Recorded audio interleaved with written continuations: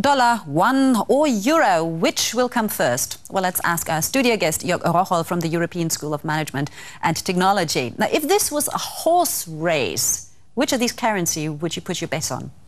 For sure, it would be a horse race. It would take very long. We've seen in the past that pound sterling, when it was basically taken over by the dollar, it took years or maybe decades for this to happen. And the same will most likely also be the case here. So the euro has certainly gained a lot in strength and dominance over the last couple of years. And the yuan will also, for the next years to come, will gain a lot in dominance and strength.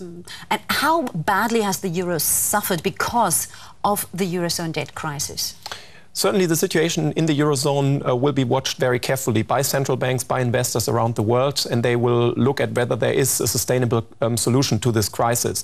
At the same point of time, we also see that the US debt situation is not much better. So the US also suffers a lot from a very high debt level, very high deficits, and this will be watched very carefully as well. Exactly, you're saying it right. I mean, normally we say the grass is always greener on the other side, but in this case, when we do look across the Atlantic, it's not necessarily greener because, you already mentioned it, the mountain of debt in the US is actually even higher than in the Eurozone. I think we have prepared a graphic here. It is just looking at the annual deficit for the last 3 years. In comparison, we see that the gaps between US and Eurozone have grown dramatically. So who is really in bigger trouble there? It's very hard to compare who is in bigger trouble. Certainly it's the case that both are in trouble. Both need to figure out what are sustainable solutions to this crisis. The US has already been warned by rating agencies that they need to change something. We see the trouble they have coming up with political decisions to actually go that way.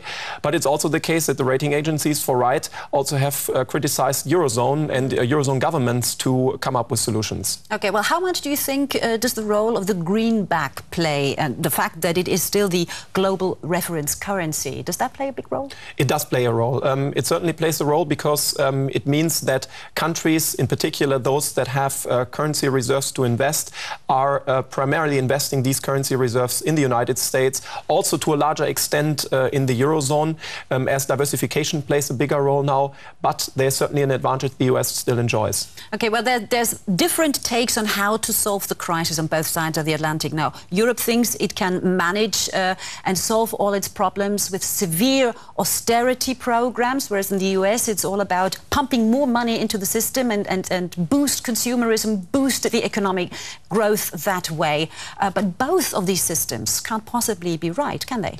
They can be right if one takes into account the different sustainable, or say the different assumptions in both systems. So one thing is for sure that in the Eurozone we have more social stabilizer or automatic stabilizers that kick in once the economy goes more badly. And at the same time also the demographic situation in the Eurozone is less favorable. So more and more elderly people have then would have to be sustained by a younger work production force that is actually shrinking in size. Okay. Well, Jörg Rocholl, thank you very much for your evaluation and to joining us today in the studio. Thank you.